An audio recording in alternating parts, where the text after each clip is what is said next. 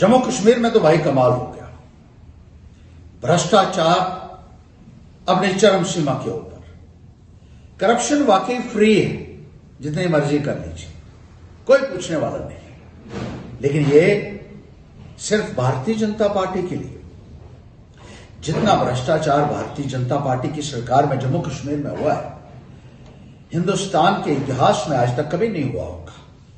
कहते थे ना खाऊंगा ना खाने दूंगा, लेकिन यहां तो खुलेआम खाया भी जा रहा है, लूटा भी जा रहा है। भारतीय जनता पार्टी के नेताओं ने सरकारी बंगलों के ऊपर जिस तरीके से गैर कानूनी कब्जे किए हुए हैं, करोड़ों रुपए की इमारतों के ऊपर गैर कानूनी तरीके से बैठे हुए हैं, कोई पूछने वाला नहीं है।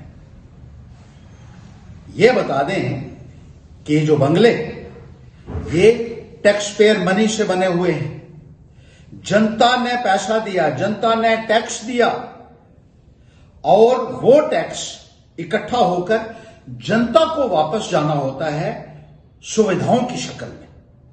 वो सुविधाएं जनता को नहीं मिल रही है, लेकिन उस पैसे से जो बंगले बने हुए हैं, उन बंगलों में भारतीय जनता पार्टी के छोटे छोटे नेता भी, छोटे छोटे वर्कर भी आज गैर कानूनी तरीके से कब्जा किए हुए हैं, कोई पूछने वाला नहीं है। न केवल इन बंगलों में वो रह रहे हैं, बल्कि इन बंगलों के अंदर जो साजो सामान है, वो सारा का सारा टैक्स पेयर मनी से खरीदकर इनको मुहैया करवाया जा रहा है। ये आम जनता को शायद मालूम ना हो कि जो टैक्स आप दे रहे हैं, हर चीज के ऊपर आज टैक्स है। आज की तारीख में कोई ऐसी चीज नहीं जिसके ऊपर टैक्स ना हो। जब से बीजेपी आई है, जीएसटी जब उन्होंने शुरू किया तो सब चीजों के ऊपर टैक्स लगाया, जहां तक कि खाने पीने की चीजों के ऊपर भी टैक्स है, जो शायद कहीं भी नहीं लगता होगा। लेकिन भारतीय जनता पार्टी की हुकूमत ने खाने पीने की चीजों के ऊपर भी टैक्स लगाया। उम्मीद यह थी कि यह टैक्स लोगों को वापस पहुंचेगा किसी न किसी शक्ल में, लेकिन इस टैक्स से जो पैसा इकट्ठा हो रहा है, उससे बीजेपी के लोगों को सुविधाएं मुहैया करवाई जा रही है। ये शायद लोगों को मालूम ना हो, इसलिए मैं बता रहा हूं। जिन बंगलों में बीजेपी के लोग गैर कानूनी तरीके से कब्जा किए हुए हैं, अगर उसमें 30 कमरे हैं, तो इनमें जो टीवीज लगे हुए हैं, वो टीवी भी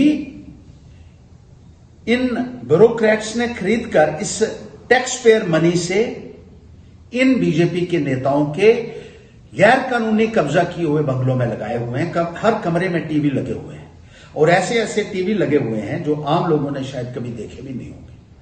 रेफ्रिजरेटर्स जो है इन बंगलों में, वो भी इस सरकारी पैसे से खरीदे गए हैं, जनता के पैसे से खरीदे गए हैं, टैक्स पेयर मनी से खरीदे गए। फर्नीचर और फिक्सचर्स, ऐसे ऐसे सोफा सेट हैं जो शायद कहीं यहां मिलते भी नहीं होंगे, वो खरीद कर दिए गए हैं इन लोगों को इन बंगलों में, जहां ये गैर कानूनी तरीके से रह रहे हैं।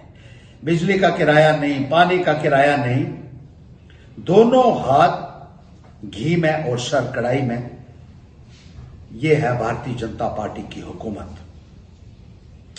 जो हमारा डेली वेजेस है, उसके लिए कहते हैं पैसे नहीं, उसको तनख्वाह देने के लिए पैसे नहीं। आज डेली वेजर अपना 2 वक्त की रोजी कैसे मुहैया करता है, इस बात की चिंता बीजेपी की हुकूमत को नहीं। वो कई कई महीनों से धरनों के ऊपर बैठे हुए हैं, उनको रेगुलराइज करने की बात नहीं है। सरकार कहती पैसे नहीं है। जो पढ़ा लिखा नौजवान है, उसके लिए नौकरियां नहीं, नौकरियां बंद। सरकार कहती पैसा नहीं है, लेकिन अरबों रुपया बीजेपी के इन लोगों की सेवा में लगाया जा रहा है, इनकी ऐशो इशरत के लिए इस्तेमाल किया जा रहा है, जिसका जवाब कभी ना कभी भारतीय जनता पार्टी की सरकार को देना होगा, उस अवाम को जिसके पैसे के ऊपर ये लोग आज ऐश करते हैं। इसी तरीके से टैक्स पेयर मनी से गाड़ियां खरीदी गई हैं, गवर्नमेंट ने खरीदी है, पुलिस के लिए खरीदी गई हैं, सिक्योरिटी विंग में खरीदी गई हैं। ये गाड़ियां भी भारतीय जनता पार्टी के नेताओं के हवाले की गई। और इसी तरीके से बीजेपी के छोटे छोटे वर्कर्स को भी 10-10 PSO दिए गए हैं, जिनकी तनख्वाह टैक्स पेयर मनी से आती है। जो टैक्स लोग दे रहे हैं, उससे वो तनख्वाह जाती है। लोगों की सहूलतों के लिए पैसे नहीं है, गांव में चले जाइए, पीने का पानी लोगों को मुहैया नहीं हो रहा है, सड़कों की हालत दयनीय, उसके ऊपर गाड़ियां नहीं चलती हैं। गांव के अंदर, पहाड़ी इलाके के अंदर आप चले जाइए, बहुत सारी जगहों के ऊपर रास्ते चलने के लिए नहीं, स्कूलों में टीचर नहीं है, सरकार कहती है पैसा नहीं।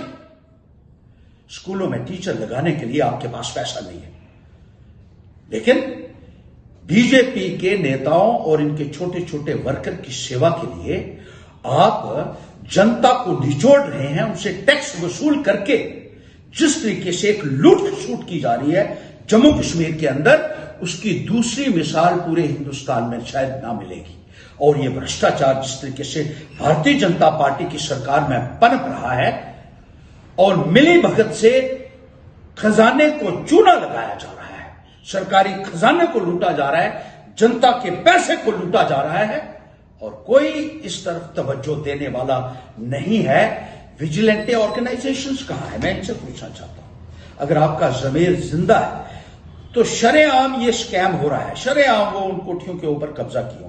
पहले बीजेपी के लोगों ने सरकारी जमीनों के ऊपर भी कब्जे किए, फॉरेस्ट लैंड्स के ऊपर कब्जे किए, कोई कार्रवाई उनके खिलाफ नहीं हो रही है।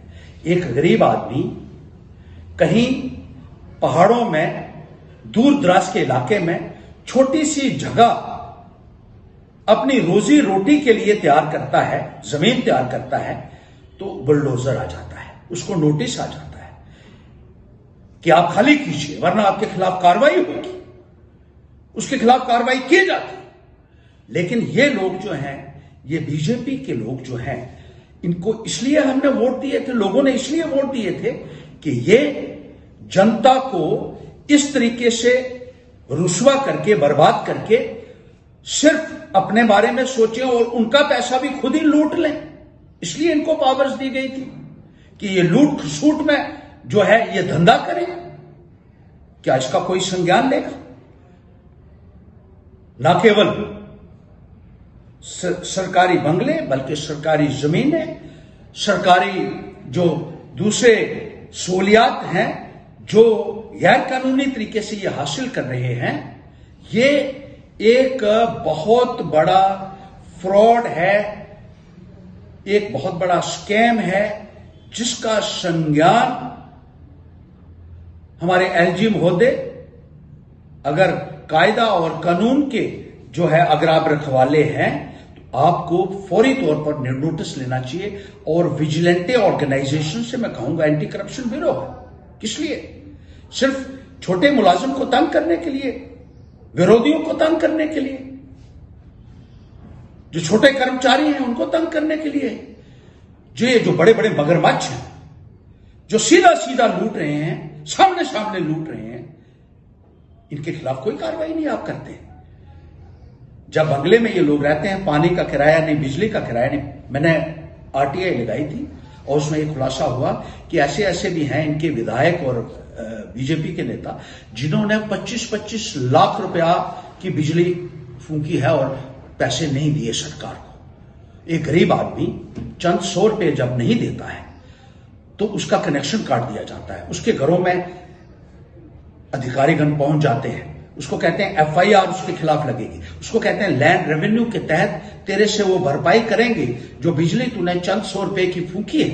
एक गरीब आदमी के साथ इतना जुल्म और खुद इस तरीके से गरीबों का पैसा आप जो लूट रहे हैं उसका जवाब आने वाले वक्त में मिलेगा। और मैं जनता से कहना चाहता हूं कि उठ खड़े होइए, जागरूक आपको होना होगा और जागरूक होके आप ऐसे बेईमानों को बाहर का रास्ता दिखा सकते हैं जो आपको लूट कर इस तरीके से अपनी ऐश परस्ती में डूबे हुए हैं, जिनका बनाने का मकसद यह था कि वो लोगों की खिदमत करें, लेकिन लोगों की खिदमत करने के बजाय लोगों को जिस तरीके से वो प्रताड़ित कर रहे हैं और खुद तमाम सुविधाएं उनके सर पर हासिल कर रहे हैं, उसके लिए आने वाले वक्त में इनको जवाब देना होगा।